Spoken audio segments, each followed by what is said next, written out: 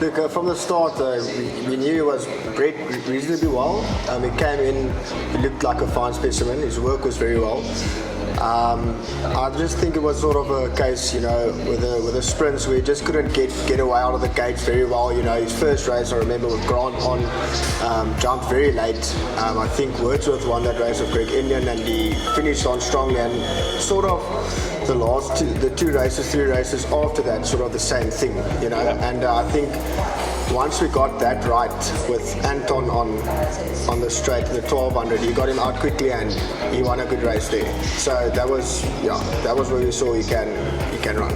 Yeah, so he won over 1200 meters. He then faced his first task over 1600 and then won over 1600 as well. So he sort of gave you like a feel that he could also go the full trip. He's by master of my fate, and did you expect to win it?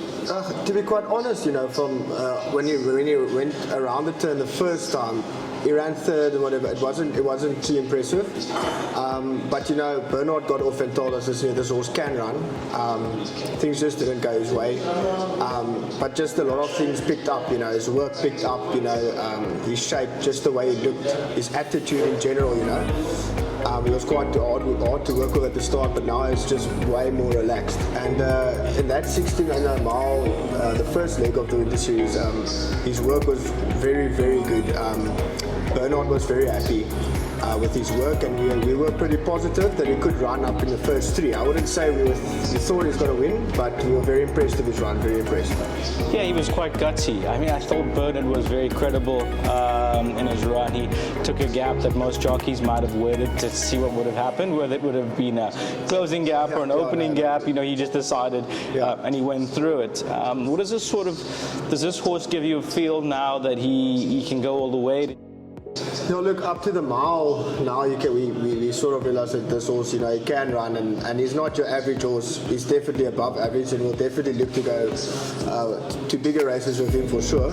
But obviously the 18 will let us see now how far can he go, and the way he finished off his last run in the 16, top right from Bernard there on the fence, like you said, took the gap on there, and very good strong right, but he won well, at the end he won well going away, so that was sort of the indication, the 18 might just not be a problem for him at all. And then if you just talk to us about sort of the yard, you always seem to find a horse within quite reasonably smaller numbers versus other yards, but you find top horses year after year. That's something I have to give to the big boss, Elbert Steyn. He's a man that's been working in the racing industry for 40 years.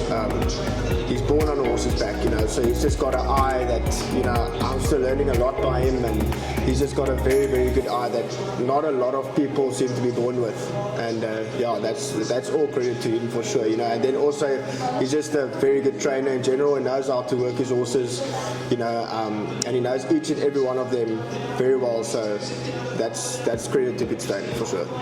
You've been with your dad for how long, and is your job now to then take over if he decides to retire? What's your aspirations within racing? Yeah, sure, I want to train.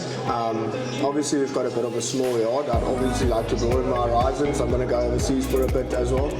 So, but yeah, definitely my aspirations will be to take over the yard.